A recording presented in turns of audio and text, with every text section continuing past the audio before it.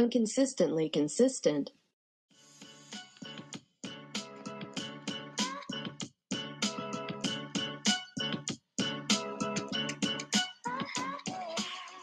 Hello, and welcome back to Inconsistently Consistent, the podcast where Melanie shames me for being an extrovert. My name's Rachel. And I'm Melanie, the one who's usually in charge of doing the intro now, and I was very thrown. Never let them know your next move. Yeah, for the safety. Exactly. It's for Inside safety joke. reasons. It's for safety reasons. So Melanie, it's been a while since we've recorded. I was No. thinking It's about definitely it. like 2 minutes ago. Oh, if only. But speaking of, I have some like podcast adjacent news, and then I'm gonna get into Rachel's D&D segment because this is our podcast and we can do whatever we want. So one of my friends from my D&D group has started listening to the podcast, obviously, because I was telling you what she was saying. And she was taught, we were hanging out the other night, and she goes, I hope you don't find this like weird. She goes, but I was listening to your podcast and it helped me fall asleep. And I was like, she's like, I'm not saying that it's boring. I know some people might be like, oh, it's boring. She's like, but it was just something about it that helped me fall asleep. And I was like, you know what? I appreciate that, actually. I appreciate that you can listen to the sound of my voice and your voice and be lulled into sleep. The other thing she said, because she's British, and she goes, you guys don't have Canadian accents. What even is a Canadian accent? Canadian accent is when we talk like this, eh? You know, we're gonna go put on our toque and go get some Timbits. Oh, yeah, that one. Yeah. So I forgot about that. I forgot that there's that, I'm just thinking like, I'm a Newfoundlander. You grew up in Newfoundland for quite a bit of time. So like, usually it's the Newfoundland accent. And I'm thinking like in Canada, no matter where you are, like there's different like little regional accents. And then a whole bunch of immigrants who will have accents from the places they've come from oftentimes. So like, what's a Canadian accent? It's this like multi-ethnical sounding thing, I guess.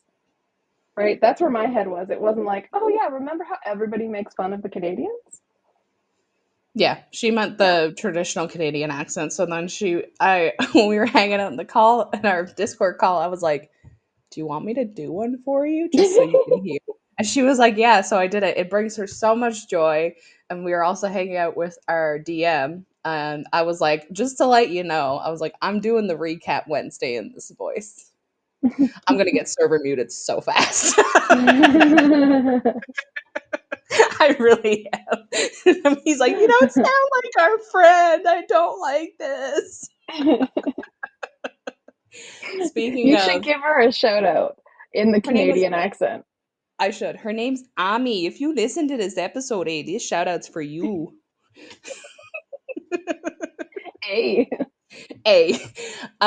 Speaking of Dungeon Master, this is a segue into Rachel's segment called Rachel's D&D Chaos because, oh boy. Oh fucking boy. I can't remember the last thing I told you. I think the wedding. There was going to be a wedding. Oh, there might not be a wedding now.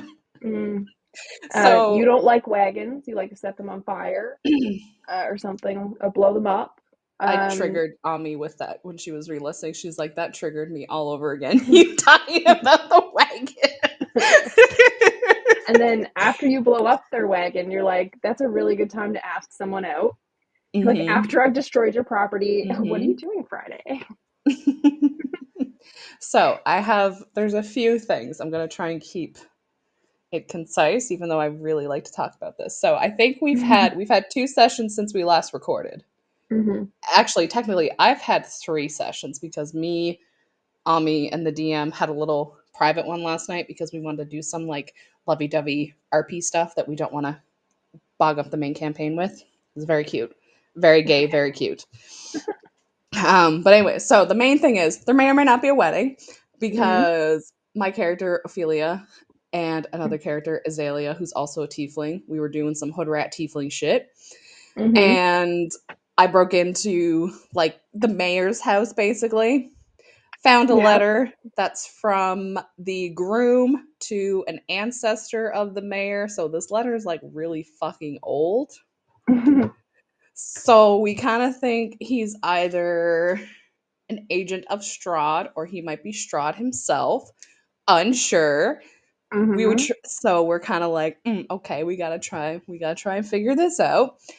So that's what we tried to do last session, except we sent the wrong people to go interrogate him because some of them just don't know how to, they just don't ask the right questions. And I was sitting here and I was like, you guys need to run an insight check on him. Like, I'm pretty sure he's lying and blah, blah, blah, blah, blah. And they were just like, oh no, he's in the spell that makes it so you can't lie. So he's obviously telling the truth. And I was like, he's not telling the truth. I can sense it in my bones. He's not telling the truth. So that happened. My bones. I can sense it in my bones. Also, Percy confirmed werewolf. I'm pretty sure I told you that. Yeah, that he was gonna turn. Yeah, no, he's confirmed. He's not like it's like one of those things where like it hasn't completely taken over. Like there's still a chance that we might be able to cure him. However, Percy's out here doing some hood rat shit that I'm not on board with.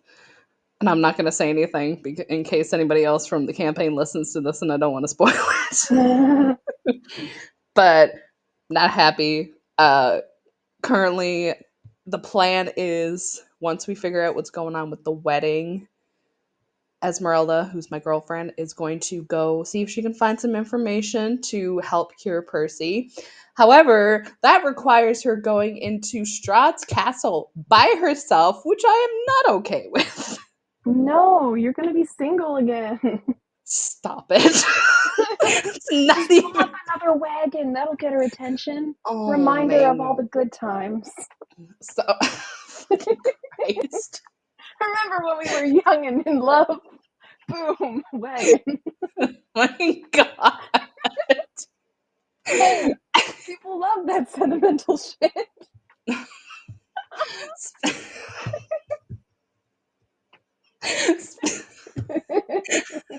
can't with you today.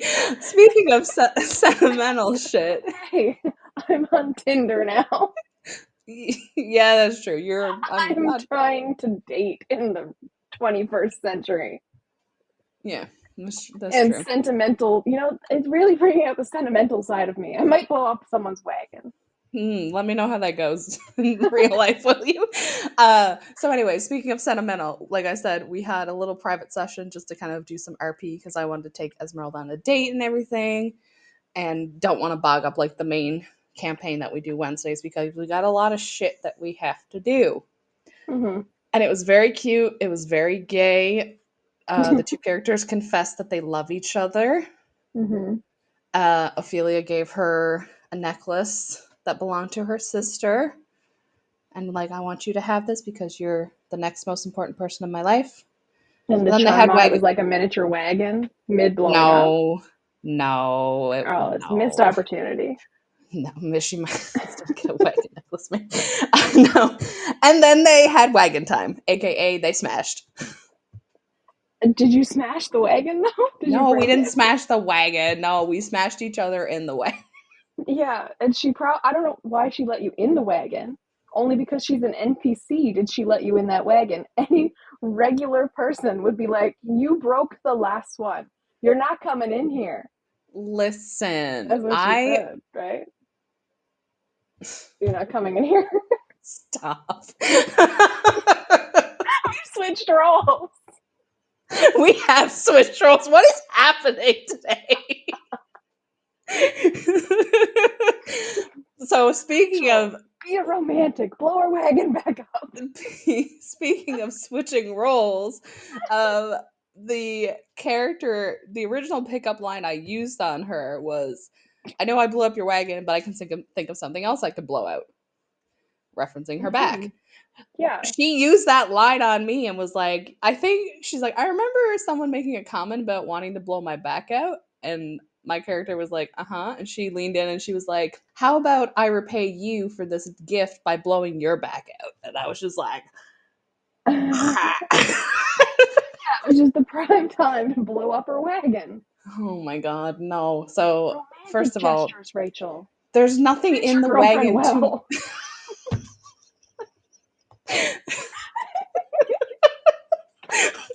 What is happening today? Magical life. Flowers anymore. Just blow up their wagon. Little TNT, little C4, something like that, you know? Oh my god. So that's where we. Maybe a little pipe bomb. Who knows? Maybe a pipe bomb. So that's Yeah. where we are. Ami, my friend, is also in a relationship. She had a little cute date as well. But then, because love our dungeon master, but he is a sneaky little snake. He threw in this random character yesterday when it was just the two of us, and me and her were like, wait, who's this? Who's this guy? Who's this tall, skinny guy? You can't just throw this at us. Who's this tall, skinny guy? And he was like, oh, I don't know. You have to find out. And we're like, fuck you. We got to wait till Wednesday now to find out who this tall, skinny guy is, if we even find out on Wednesday, because we got other shit to do. I love how it's turned into a dating sim. Yeah, it's like yeah, this time on D&D this week, you know, like a TV show yeah. thing. I don't know why I could just think of like hearing that on. Do you ever watch the OC? Yes, I remember that POC. But this is why we kind of did that private session, because there were some concerns about that stuff taking up too much. That's like, okay, we'll do this outside, and then we can keep the main campaign to like adventure-y, finding out about this Vasily guy. The mayor is also a devil worshiper, so there's a whole plot line with that as well. It's a whole thing. Mm-hmm.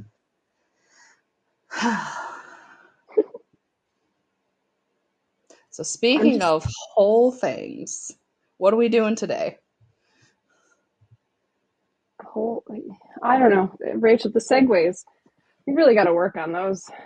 I know. What do you do when you need to train yourself in the ways of the segue?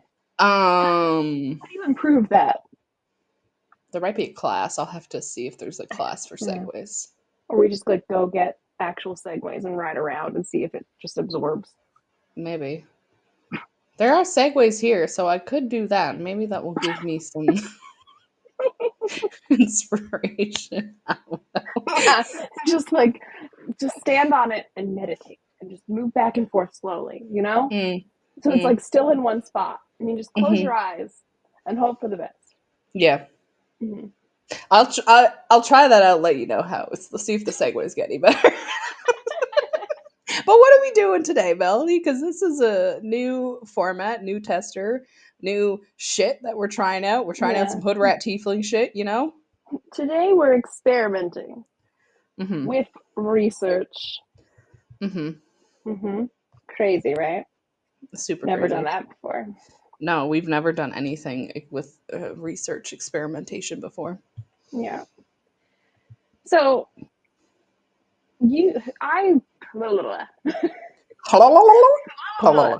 tongue-tied here. Okay, so I don't know how I came across this on Reddit, but there was something, and let me see what the thread was. Thread was interesting as fuck. And the title was, in the 1800s, Scottish surgeon Robert Liston became infamous for a surgery that led to an astonishing 300% mortality rate. And I was like, how the fuck does that happen? Because if you have one patient and they die, it's 100%. I guess if you're having surgery, like doing surgery on like multiple people and they all died, that's again 100%. How do you get 300%? And so I read on this Reddit post that basically he killed people that were not supposed to be the patient as well as the patient. So he has a record of it, but also somehow was one of the better surgeons of the time. How that works, I don't know. But we thought, hey, let's try out this new format of where we just go in not knowing much at all about a topic, and we research during the recording and let you know what we're finding. So because of that, we can't guarantee Like, we haven't fact-checked any of these things that we look at, right? We're just Googling up in here and telling you what we find. So if you're going to, like, write a paper on this or something, maybe don't cite us. Do your own research, but we thought it'd be fun just to see what we could find, especially something like a really weird fucking topic. Yeah. I think, first of all, if you're quoting us for any sort of paper, don't. Well, like, don't without payment first. No, just don't in general. Don't in general, because we at Inconsistently Consistent LLC are not responsible for any misinformation that is being said on this podcast, because we're not. No. And this is a like comedy variety podcast, and you're getting what you get. But also, we're not responsible for any mental or emotional scarring that you receive from this podcast either. If you put that out there. You have been scarred by this podcast, please seek out mental health. My brain just shut off. Mental health. Just seek out mental health. Not like a mental health professional. That's what I was trying to say. Mental health professional. My brain forgot the word. Just seek out mental health, because you obviously don't have any if you're listening. It's mental health, because you're listening to us willingly. They're obviously deficient.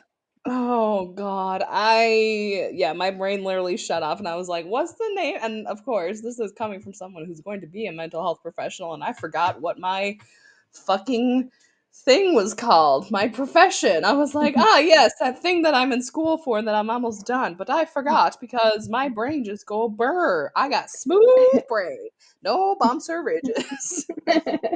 And fun fact, the experience of having like a word just like disappear from your brain that you can't remember is actually called aphasia. Yes, and it happens with like various types of like conditions. Like if you have ADHD or autism, you might experience it. I'm not so sure about autism actually, but ADHD, because I have it and I do it all the time. I also get it with my migraines. But you know what? One word I never forget is aphasia. I have never forgotten the word that means I will forget other words. That's actually really funny. It's ironic. Isn't it ironic? And it's frustrating. Don't you think? That's where stuff comes in like, what's sparkling water? Spicy water? Spicy. You know when you're being waterboarded by the liquid you're trying to drink? That one. You know? Yeah. So just random stuff like that. All right. So explain. I did a quick bit of research. Okay, so I did a quick little search just to see what I can find. So I found a Museum of Healthcare at Kingston. It's a blog. It's from 2022. I guess museum is Kingston. I don't know if this is Kingston, England or Kingston, Ontario. Anyways.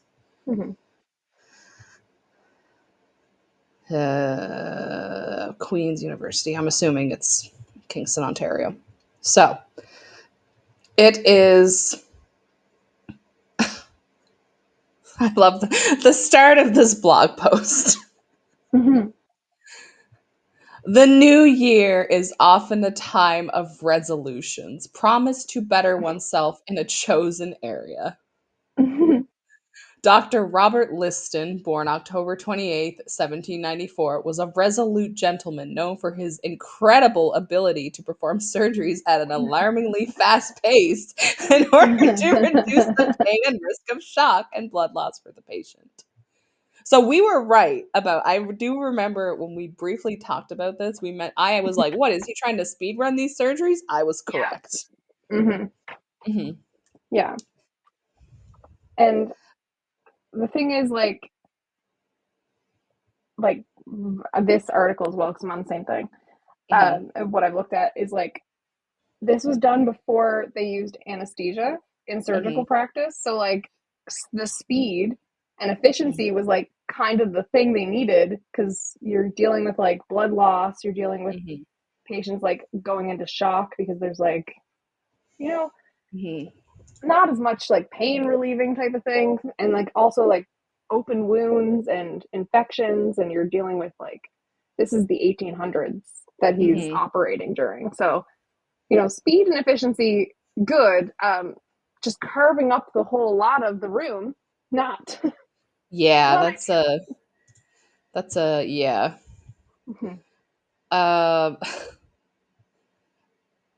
So it just talks about his dual reputation. He was known as a skilled surgeon with argumentative personality, due in part to strong conviction, deep care for his patients. I doubt.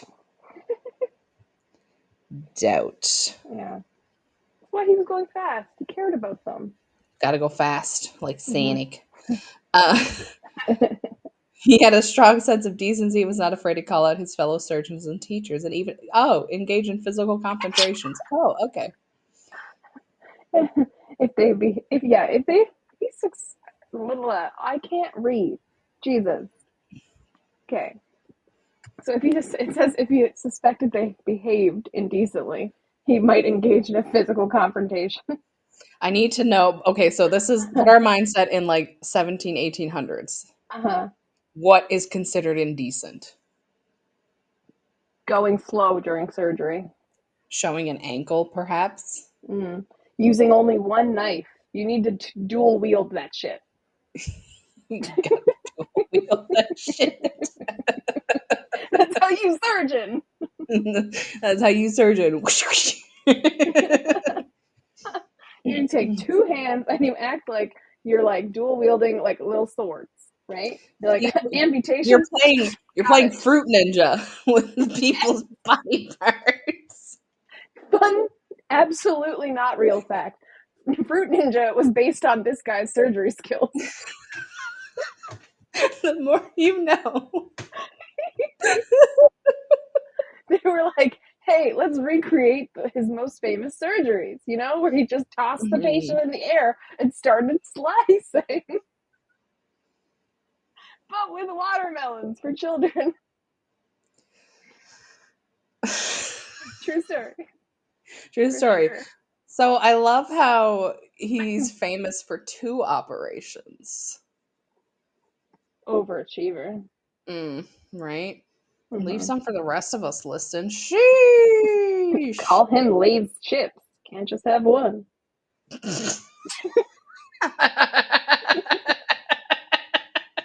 in a weird mood. I've noticed. I don't know why.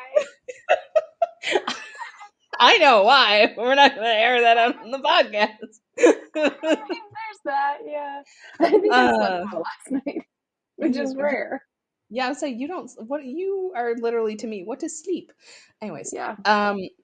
So yeah, the story of the amputation performed in under 2.5 minutes, which results in a 300% mortality rate. The patient died of an infection, as did his young assistant, who he accidentally amputated the fingers, and a witness who died of shock when the knife came too close to him. Yeah, and I'm pretty sure this was it doesn't say it in this article, but I remember reading that this was supposed to be an amputation, and I think it might have been a leg amputation. Or no, there was another one. There's the other famous one. It was a leg amputation that he went a little too high, if you know what I mean.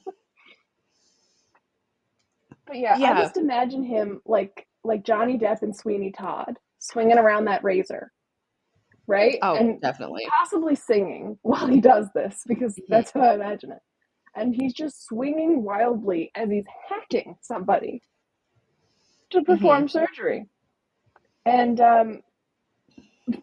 somehow, I don't know how he can cut on the patient and then keep cutting and like getting the assistant's fingers, and then, you know, swinging it toward one of the audience members, I guess, because they performed surgery live as if it was like a fucking comedy show.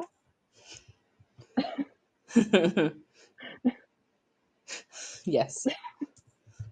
Yes. What do? They treat it like slam poetry, and they're just like, a snaps for Liston. He's done it.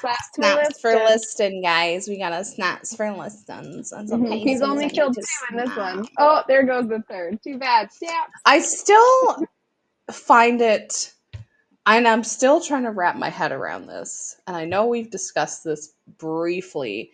How do you accidentally amputate someone's fingers? Well, funny story, Rachel. This happened a few years ago to me. Jesus Christ.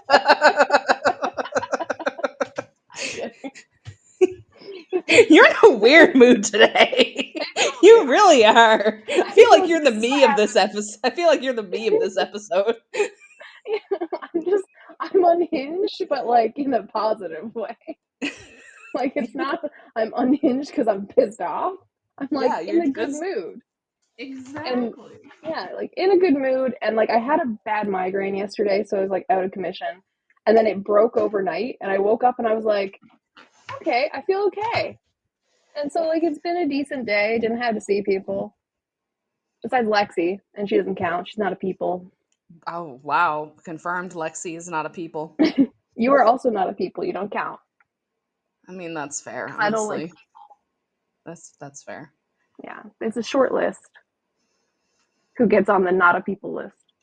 Mm-hmm. I want to know how you accidentally amputate someone's fingers. Like, you would notice, shouldn't you notice if you're cutting into something that's not a leg? Not when you go so fast.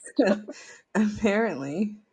Maybe he's blindfolded. Maybe that's why he has so many onlookers. They're like, ooh, right? It's like Houdini, right? Escaping things. They're like, oh my God, it's amazing.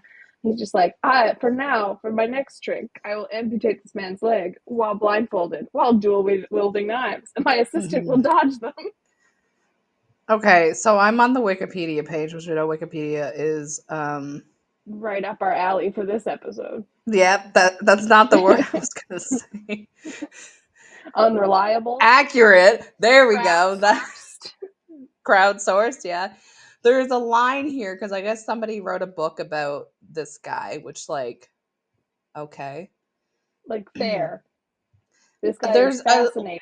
A line here that says no primary sources confirm this surgery ever took place. So like, excuse me, Wikipedia. Are you trying to tell me that this is incorrect information? Are you don't know everything? Wikipedia trying to admit that you don't know everything? Are you trying to admit this to me now?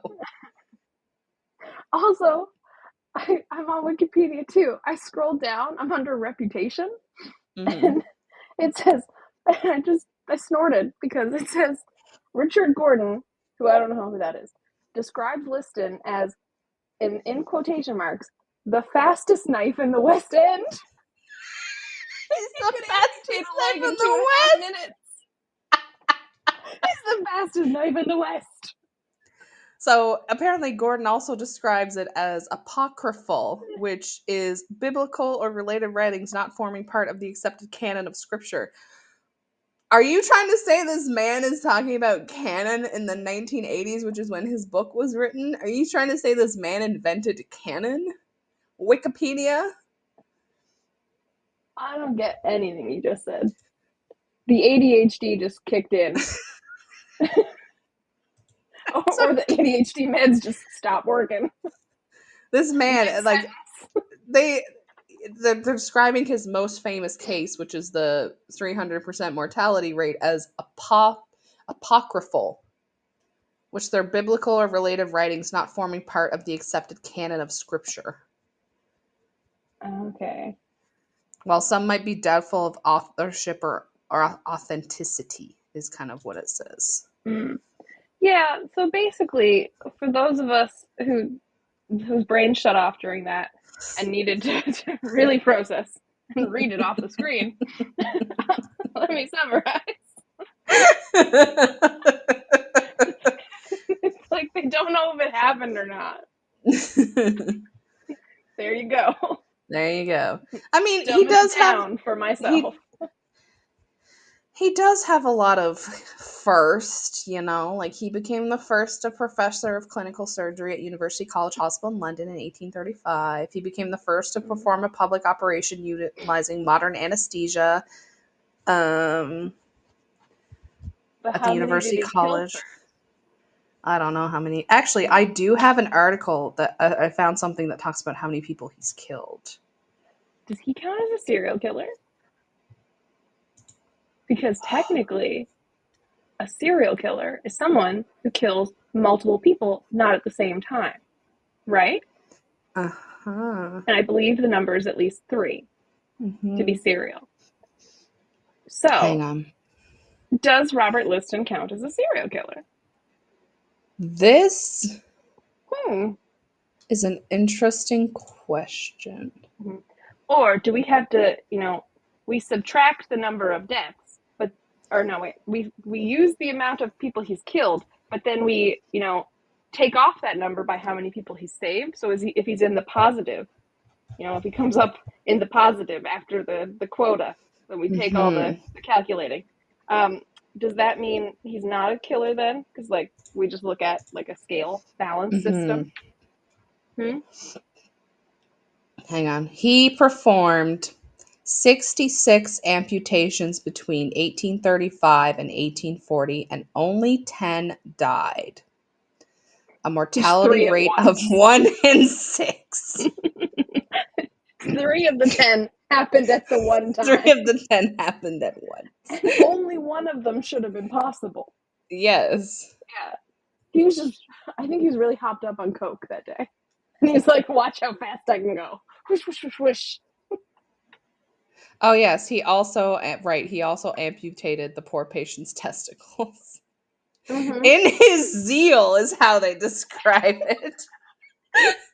Might as well in one case, Liston, in his zeal, not only amputated the leg, but also the poor patient's testicles as well. On another occasion, Liston's flaying knife accidentally amputated his assistant's fingers, in addition to the diseased limb. The outcome of this particular operation was horrific. The patient died of infection, as did the poor innocent assistant, while an observer died of shock. Liston's knife had slashed through his coattails, and the poor terrified spectator thought it must have pierced his vital organs. Because the coattails are so close to the vital organs. The coattails close to all your vital organs, like it your must have been a maximus, man, right? your gluteus minimus.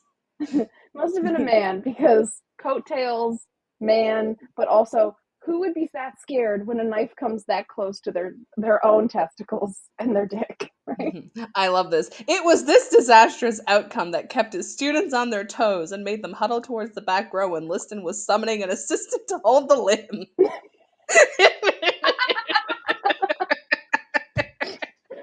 Also, I wanted to look up the actual definition of zeal, because I thought it was something with positive and yay, excitement. And it is. So zeal, the definition is a noun for great energy or enthusiasm in a pursuit of a cause or an objective.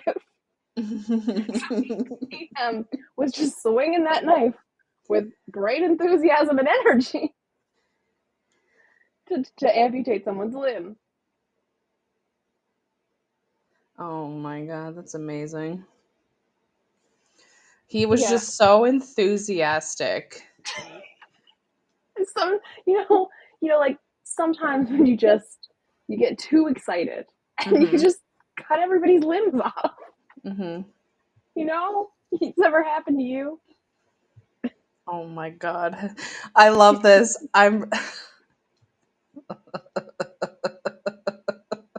There's a description of him getting ready to do the surgery. What is it? I need to know. Oh god. He goes, faced with a lower limb amputation, Liston would stride into the room, remove his frock coat, put on a clean apron, and wash his hands. Again, a notable achievement for this era. I guess people didn't wash their hands in the 1800s.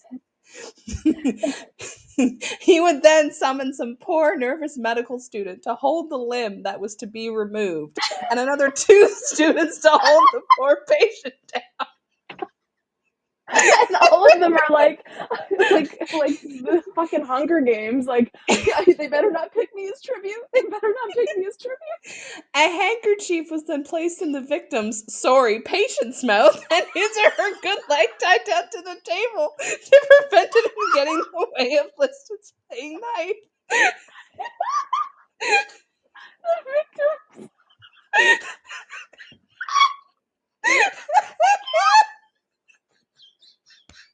This is morbid as shit, but I'm having a great time. It literally has sorry patients in brackets. Where are you reading this? Oh, it's on an article I found about, it's called Saints and Sinners, Robert Liston. Sinners. Oh my gosh. The student holding the bad leg knew that if he flinched, lost his grip, or bent the leg so that it snapped, he would experience the ire of Liston at the very least, or indeed himself be injured in the ensuing operation. The ire of Liston. The ire of Liston. The eye of Sauron. I need to know. I want to meet you. I'm the biggest fan. Liston would then take approximately 30 seconds to cut through the flesh, saw off the bone, and insert a few sutures, a record he was proud of. He got the students to time his operations and always attempted to better his previous performance. This man was speed running surgery. He literally was speed running surgery. And practicing. Like he was training for the fucking Olympics. Oh my like, I shaved to 0.2 of a second off that I'm one. sweating. Too bad I got his testicle, too. He didn't need it. He's got another one. Oh, boy. I'm sweating. Oh, my God. Also, I've got one article up here, and it's from the American College of Surgeons, and it's called "Time Me, Gentlemen: The Bravado and Bravery of Robert Liston." Bravery? I'm confused, but oh my God. Some of the description in this. Tell me if you think. Let's do a little gendered thing. Tell me if this is male or female writers. Standing 6 feet 2 inches and powerfully built, Robert Liston embodied the bold surgeon of Victorian England. Famous for his ability to complete an amputation in less than a minute and his intimidating and argumentative nature, he was a scholarly and principled practitioner, deserving of his reputation as the leading surgeon of his age. It's written by a man. It's 100% written by a man. 3 men, yes. 3 men in a trench coat? Who were fanboying all over this guy. They fanboyed so hard. Oh my God. Like, oh my God, he's amazing. Let's make him super sexy and powerful too. Oh God. I like the name of this article. Artifacts built for speed. Robert Liston's surgical technique. Built for speed. Built for speed. There's a movie called Need for Speed, right? And that could have applied to this. We could have turned on that movie and not been like, car racing. It's just a man with a couple of knives. Yeah. Wits. Oh man. His operations were messy, bloody, and traumatic, and his poor patients suffered terribly, but at least a fair portion of them left hospital alive, which was more than could be said of most of his rivals at the time. I guess surgery in the 1800s in England was like cutthroat, man, no pun intended. It was like Battle Royale. It really was. Battle of the Knives, you know? It's like a Beyblade. Let it rip. Just like step into the ring with the surgeon and see what pieces you come out with. You have 30 seconds. How many body parts can you amputate? And the patient is like going in as if they're going into like fighting a cage match, right? And Yeah. you're like, I just need the leg off. I don't know what just else need it's the gonna leg take. done. I just need the Gotta leg. How long dodge, is this going to dip, take? dive, duck, roll. The 4Ds of surgery. I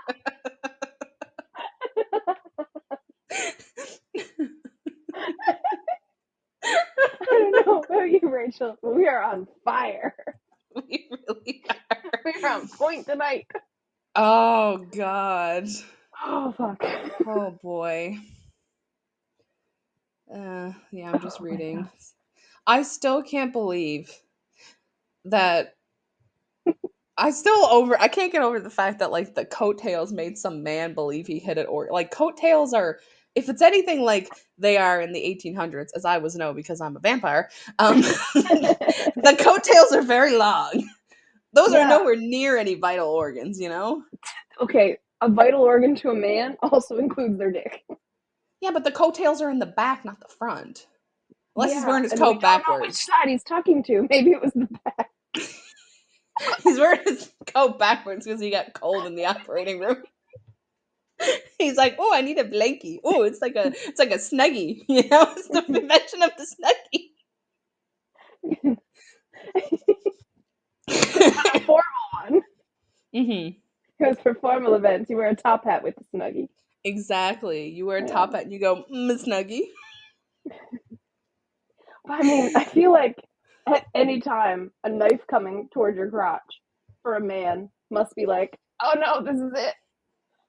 Right? Yeah. The only reason I had to live, said the man. I guess for a woman it's like, that's just another Tuesday, you know? They need to cut me so my baby can come out. YOLO. They were like, yeah, whatever. I'm like, Yeah. not my outfit. Come on. Come on. My favorite. Oh my gosh. Fix that later. Almost got my leg, which is, there's a vital, the femoral fucking arteries in there. Be worried about that. Mm-hmm. I love some of the wording in this, Mm-hmm. right? The students kept his students on their toes and made them all huddle towards the back row. Right? When he was summoning an assistant to hold the limb. Like, it's like, does this particular outcome qualify Liston as a surgical sinner? But like, imagine you're a medical student in the 1800s, so you're like 12 because the life expectancy is 20.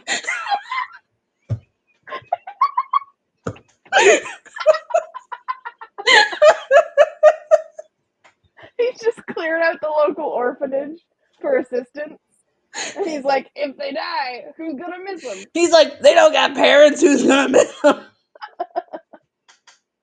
I'll give them a good life until I slice them off. Until I slice them into teeny tiny pieces. They're orphans. They don't need their fingers. But imagine just being like there and you're just like, please don't pick me. Please don't pick me. Sorry. Please don't pick me. Please don't pick me, sir. Please, sir. Take Bartholomew, not me. Take Bartholomew, sir, not me. And he's like, imagine it's like in the Hunger Games, and they're like, don't pick me, don't pull my name, don't pull my name.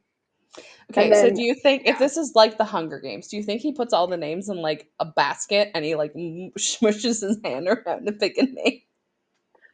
Yeah, that's why he's like washing his hands and then like does it all with like a flourish, like he's a fucking magician. Mm-hmm. He's like pulls it out like, is this your card? Is this your name, Jonathan the Third? Did you say Ronathan? I said Jonathan the Third.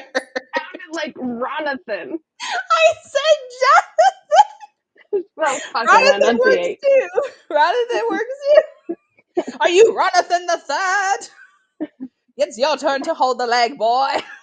And then he's like, and Ronathan's like, oh no, not me. But then he's like, oh sorry, it says Jonathan.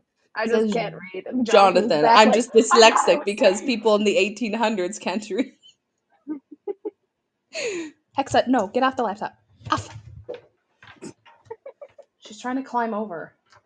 Go do something productive with your life. Go learn how to become the fastest cat search. So, okay. I just read on December 21st, 1846, Frederick Churchill, no known relative of subsequent illustrious bearers of that name. So, not like Winston Churchill's boy Yeah, that's toy or what they something. just want you to think. Conspiracy theory, putting my tinfoil hat on. Yeah. So that was the patient. He underwent a lower limb amputation using the Yankee Dodge, as Liston called it. Yankee Dodge? Mm-hmm. Like the dip, duck, dive, and dodge. I told you! The 4 Ds of surgery! The Yankee Dodge. Liston had named that for amputating a limb, a lower limb. What the fuck? Okay, the Yankee Dodge referred to was the invention of a Boston dentist, William Morton, who had been experimenting with ether for the extraction of teeth. Mm. The operation not only went down in history, but also had a lasting impact on 2 of Liston's students who were present at the time. I told you! 16! Look, I told you, because they only lived till 20.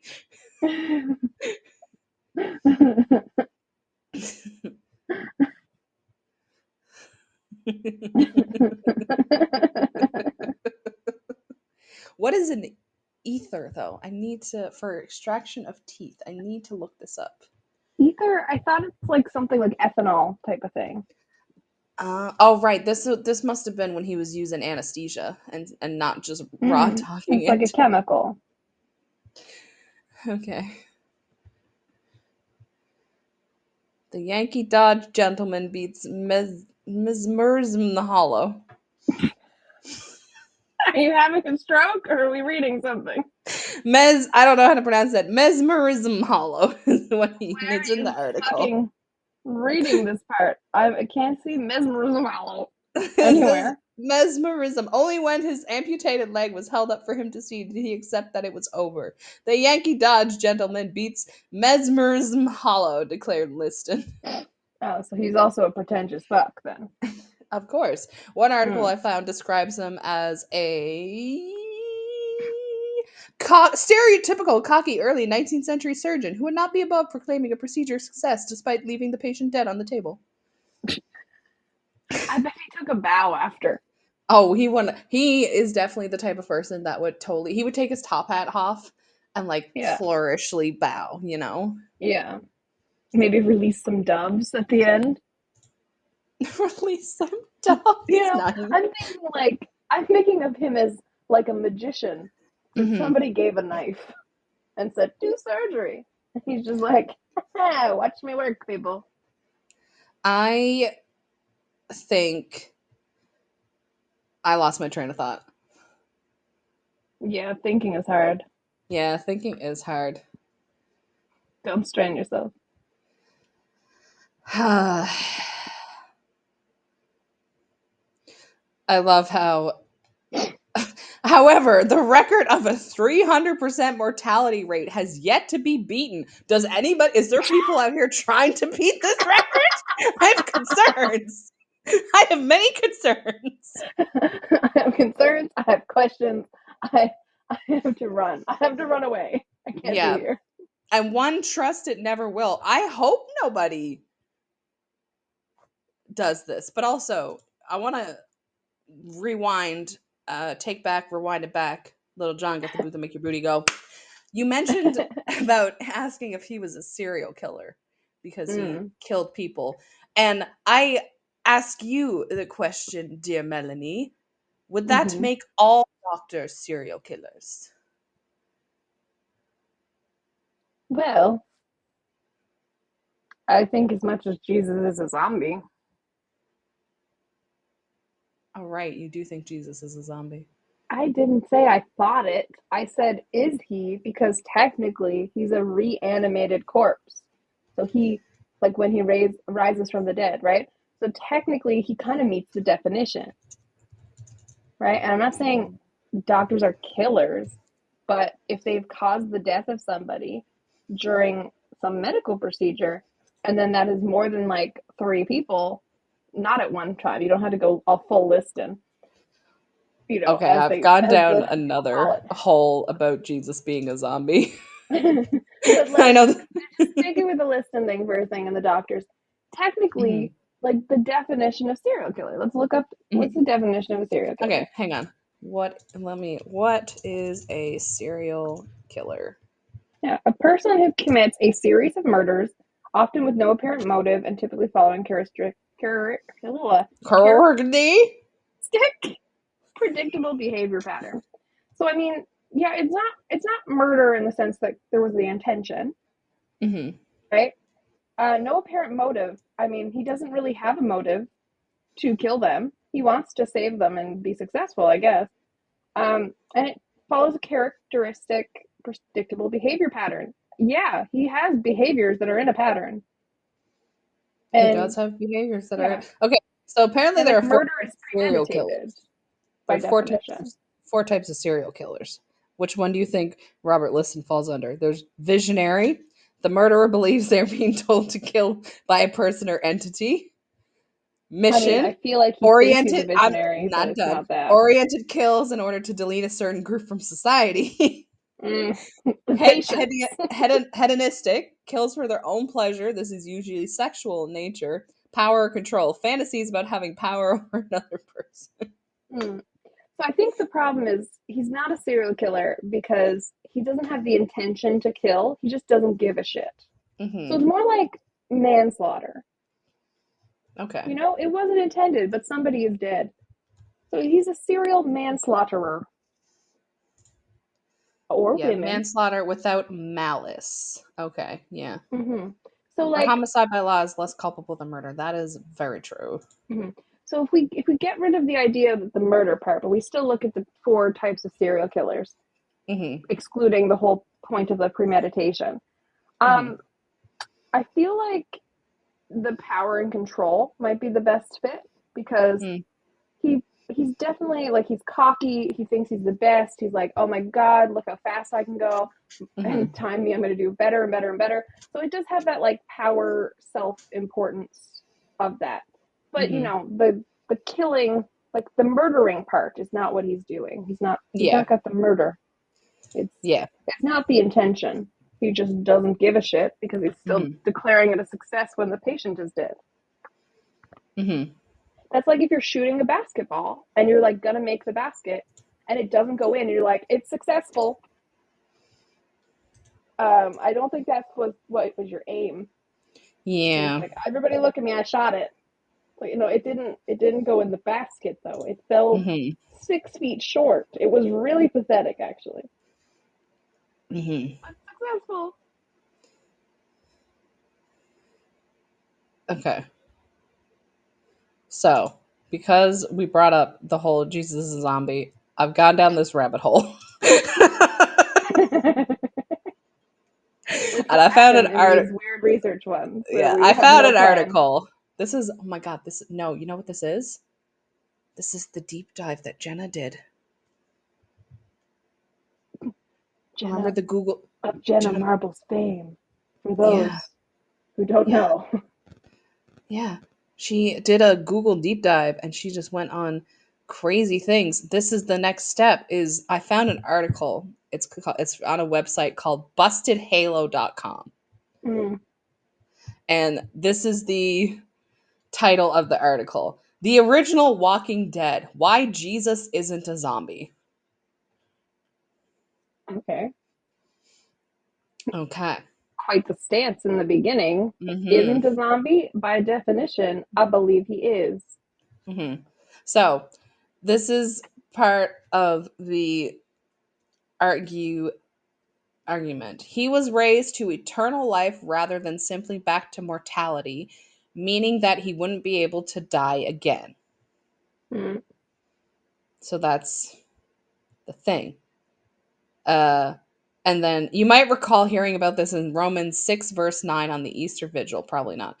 Pop quiz. How do you kill a zombie? Usually the answer is a good shot to the head, whether from a bow, a gun, or simply a well-wielded blunt object. Anything to separate from the brain of the rest of the body. Zombie 101. The problem with this when it comes to Christ is that he was raised to eternal life rather than simply back to mortality, meaning he wouldn't be able to die again and therefore isn't really a zombie. Closer to the typical model would be Lazarus, whom Jesus brought back to mortal life. So Would Jesus be... just be making zombies. And Jesus is Okay, out it's here his dad. making It's his dad. zombies. His dad's making zombies, yeah. He wasn't infectious. He didn't have T virus or rage or any other medical afflictions that brought him back to life because those didn't exist in the year 32 AC. AC? AD. AD, yeah. not AC, AD. Yeah, ACDC. That's a band. ACDC. I found a Reddit post about this. Is Jesus a lich, zombie, or revenant? Okay, so I think we need an episode just researching weird stuff like this. Just maybe we make rabbit holes, like weird internet research rabbit holes, a whole episode, right? Where we just go down things like this, and maybe it's recurring because I have ADHD, and you're cool with this stuff too. You're along for the ride. I am very much along for alive. Along for alive? You're along for alive and the ride. Good to know you're not along for being a zombie. Okay, so if those are the only three options, assuming we're applying something like Dungeons and Dragons rule to him, I think revenant. He didn't return as a mindless body hungry for brains, so not a zombie. He wasn't an evil magic user who made himself undead while alive, who had his undead form destroyed and then reformed around his phylactery. That's a lich. So of the three choices, revenance is vague enough to say that maybe it is an option. Perhaps his spirit re-entered his body because of unfinished business. Though he didn't it was unfinished. Though he didn't seem to have returned intent on revenge or with immediate evil intent, unless you count in Revelation when he returns as a conqueror. Looking at him through the lens of D&D, he seems like a healer/priest who was resurrected, possibly through direct intervention by his deity. So he wasn't undead, he was brought back to life. And then maybe he plane walked to his deity's home plane. And then, also, Revelation is pretty much just the sequel. Yes. To the original story, right? So, like, he comes back in the sequel pent out for a revenge, right? It's just like, oh my god, this answer. Neither a form of undead. I'd roll with whatever you filed Gandalf under. Both were reborn and came back full HP and with augmented powers. And he's a lich. Look at the definitions of zombie. Like, Oxford Language Dictionary, a corpse said to be revived by witchcraft. What's the definition of a lich? By witchcraft, like a corpse said to be revived by witchcraft or zombie. So, like, technically, it's by, God's powers, which could be described as witchcraft, right? They're magical. They're not normal human, right? So, like, it kind of fits with that definition. It does. And the definition of a lich is a universally evil form of undead spellcaster of great power, usually a wizard, but also possibly a sorcerer, warlock, or cleric. Liches were feared by mortal beings for their malign magic, their intelligence, and their willingness to embrace undeath for a chance to live forever, or rather to endure forever. Lichdom was arguably the most powerful known form of undeath. Yeah. And also, I would like to use the Merriam-Webster definition of zombie, which is a mixed drink made of several kinds of rum, liquor, and fruit juice. And Jesus' blood was wine. So he is, in fact, an alcoholic zombie as well. Yes. Like Can you use that in a sentence for me? And he was the vessel of it. So legit, he was. Yeah. Yeah, no. He's a lich. Zombies don't have souls. Also, Jesus raised the dead before he died, showing that he was a powerful necromancer, a necessary prerequisite for becoming a lich.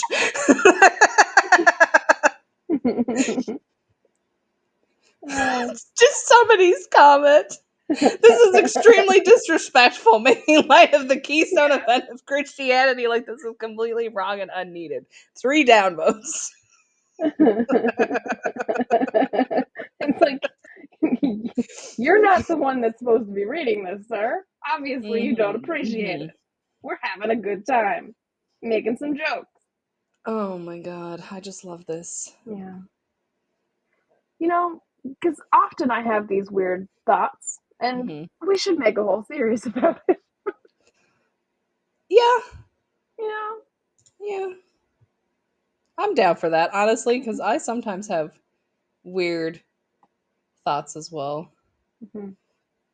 And did they come from you, or am I contagious? That's what I wonder. There's an article, How I Taught My Son That Jesus Isn't a Zombie. It's from Busted Halo again. I gotta look at this. Oh my god. I think we should do a whole episode on this. You know? We need to know. We need to think about the definitions of each type of thing that he could be. Oh my god. I need to read this one sentence before we, just because I know you'll understand. So basically, this mom is explaining that Jesus was resurrected, and the 5-year-old's like, so Jesus is a zombie? And she goes, my sleep that night was erratic. My child thinks Jesus is a zombie, and I am hands down the worst mother to ever have permission to rear a life, chanted the voices coming from my pillow. My Catholic upbringing was ever present. I attended weekly mass at my... Permission to rear a life. Who the fuck gave her permission, and why did she need it? I don't know. Who signed her permission slip? And why did she have a permission slip? I don't know. You don't need permission for that. You're born with it. All you need is... All you need is a uterus. All you need is somebody to splooge inside you, and bam, that's your permission to be the parent. Uterus plus splooge. Done. Uterus plus splooge equals baby. Yeah.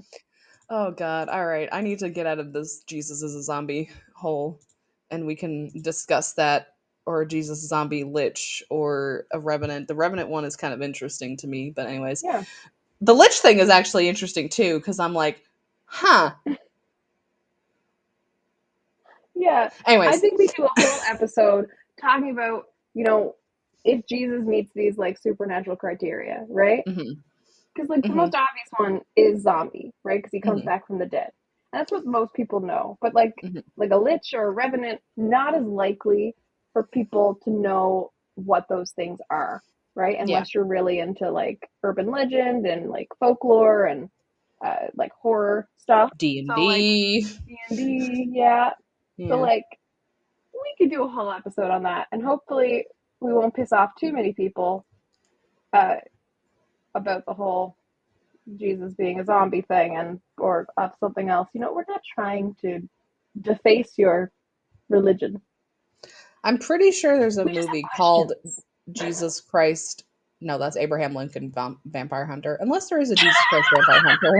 Jesus Christ Vampire Hunter. Is there a movie called Jesus Christ Vampire Hunter? I'll go look this up. No, but also, I imagine that's what vampires say. Jesus Christ Vampire Hunter. No, there is. There is a movie called Jesus Christ Vampire Hunter. Oh. Also, there's a book, it's not a good book. It's not worth a read. Called Jesus H. Potter Christ or something like this. I read it for a university course about like pop culture and religion and Christianity. And so like Pastor 2, what? Yeah, so it's like Jesus H. Christ Potter. How is it? Jesus Potter Harry Christ. That's what it is. And it's the astonishing relationship between two of the world's most popular literary characters.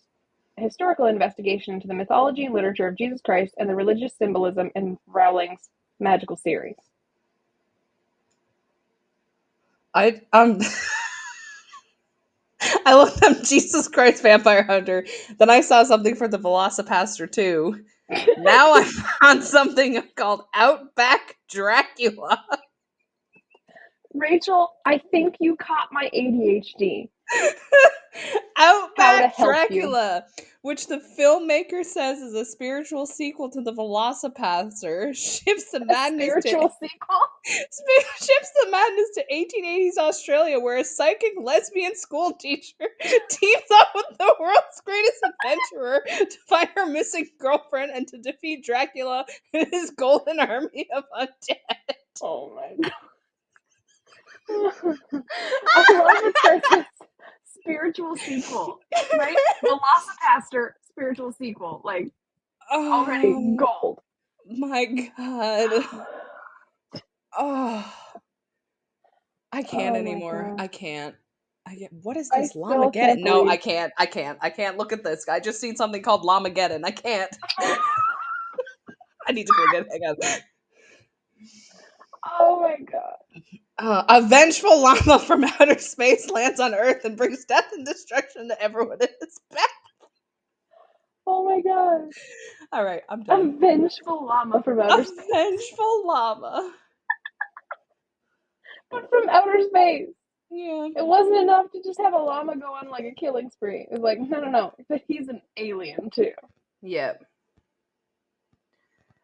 All right. I think we have sufficiently researched, and we've also gone on many a tangents. Hmm. And Hold on. Before we yes. do, let's talk about the impact of Liston. Okay, let's talk about the impact. He dies in 1847. He's age 53, a very old man in these times. Oh, so old. Yeah, dies of like a ruptured aortic aneurysm. He had a big funeral. 500 students, friends, and pupils showed up. And for nearly 100 years after his death, it says the Liston Medal for Surgery was awarded for surgical excellence at University College Hospital. So, yeah, they gave out medals when you were like doing your good surgeries in his name. In Jesus' name. In Liston's Charles name. Darwin's name. Did they give them out for being fast? It's just for surgical excellence. I don't know if that means you killed more than one in the surgery. You know, it's like, oh, you got 2? Awesome. 1.5? Great job. Or if, they're like, look, you saved a life. Here's the medal. Liston would not be proud. Also, he's popularly known today for his 30-second operations and amputations. 30 seconds. He had a substantive impact on surgical technique in his use of flaps and amputations. Yes, the flaps. And in such commonplace instruments as his amputation knife and locking vascular forceps so his victims wouldn't get away. This is making him sound more and more like a serial killer. Okay, to answer the question in that other article, sinner or saint, he's a sinner. That's my final say on it. His practices had features that anticipated aseptic surgery, which aseptic means the opposite of septic. Free from contamination. Contamination? Free from contamination caused by harmful bacteria or something. So yeah, like his practices were like, you're not gonna get infected. I went too fast. Oh my god. No infection can get in there if I'm slicing and dicing. Oh, you didn't want to be cute? I thought, how about a julienne? Nice that? A little julienne? Just julienne up this leg, I don't know any other cutting techniques besides we're gonna and julienning. here's the thing. I do know some, but my brain is blanking on them. It says he Oh was my. devoted to his patients. I don't think he was. I don't think so either.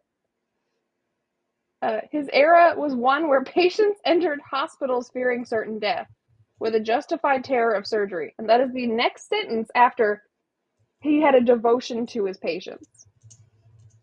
It doesn't say why he was devoted or what he was devoted about to his patients. Apparently, it was killing them. Mm-hmm. He was devoted to being the fastest knife on the West Coast. On the West End. Mm-hmm. Yeah, it sounds very Wild West. And he just I imagine he has holsters and he just goes like, ba-ting, ba-ting, and just goes, Definitely. He pulls them out of his coat pockets like, whatchoo! Yeah, I imagine he has holsters, like in the Wild West where they would have their gun and they would spin it Definitely. on their And there's fingers. definitely like the Mhm. wah, meow, Yeah. meow, meow. He has entrance music. And he spins the knives on his fingers with a flourish. All right. Okay, it says compassionate doctor. Okay, I don't know who's writing this. If Liston wrote it himself. His Oh, ghost actually, wrote it at this this is point. the article written by the three men who are fanboying all over him. Yeah, I can see. You really love him. We get it. He's not gonna fuck you. He's very dead. He's not gonna fuck you.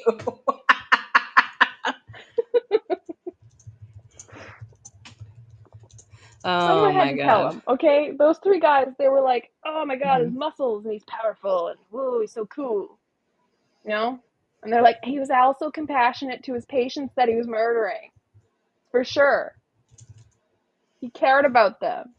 But while they entered the hospital in fear for their safety. Oh my god. Imagine if you're like going into surgery and you find out it's listed and you're like, no, please, give me somebody else. Anybody else? Give me the kid from the orphanage. Give me the kid. He'll be fine. Oh my. God. And you probably went in and were like, I'm gonna get to watch a surgery today. Wait, with Liston? I am feeling ill. I must leave. I must leave. I cannot My be father here. is calling me to work the store. I must go. I must go beg for coins on the street. Alrighty. Built for speed. Oh man. Alright. I think Bloody hands, dirty knives, the horrors of Victorian medicine. okay, this is That's a just lovely title. that is a great title. But I think I think we're done. Yeah. Yeah, I think we're done. I think we've sufficiently researched all we can do in a short time, basically live on this, but not live posting it, but on the fly. They don't need to know that. I think they know when they listen to the podcast. Yeah, they probably can know. Download it. Speaking of, if you want to listen to this podcast, you can find us on Apple Music, Google Podcasts, Amazon, other places where podcasts are. You can also find us on Instagram, where Inconsistent Podcast 1. Facebook, Inconsistently Consistent. I'm sorry, some episodes haven't been up. I'm working on the last one we did. Life's been a little busy for me, and I had a bunch of technical issues, but I've got them all sorted out now. If you want to follow me specifically and see what kind of hood rat tiefling shit I'm getting up to, you can follow me on Instagram and TikTok. I'm _RachelVR_ on both of them. Yeah, and if you want to follow me, Melanie, as am I, that's who I am. I'm at melanieflynnbooks.com. All my social links are there. My links to buy my book, The Toy Maker, that's out now for purchase. You can get it there, where there's an actual serial killer in the book, not real life, but one that is not a doctor swinging knives around wildly. He's got more skill than that. He do. I wrote him, so he should. Yeah, you can find that there. If you want to send us a message, you can send it on any of those methods that Rachel mentioned to you. You can rate and review, and that would help us on the platforms. Yeah. And if you have any ideas for episodes, let us know. If you like the idea of our weird rabbit holes where we might investigate, is Jesus a zombie or some other creature? Yeah. Let us know. Yeah, you can let us know. Anyways, bye. Bye.